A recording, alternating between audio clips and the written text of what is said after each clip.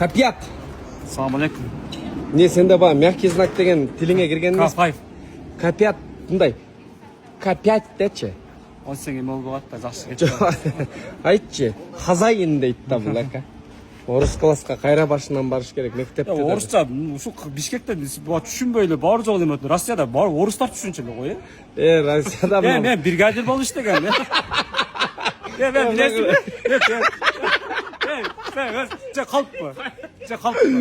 Бул мына жерде Бангладештер орусча сүйлөп атат го. Россияда орустарга сеники ошондой эле кылат. Жок, орустар наоборот жакшы. Бишкекте ошо орусчаң нито деген экен. Жок, сен ондо туурааак сүйлө. Мен орустарга бригадир болуп, балдарга переводчик болуп түшүндүрчү. Ого!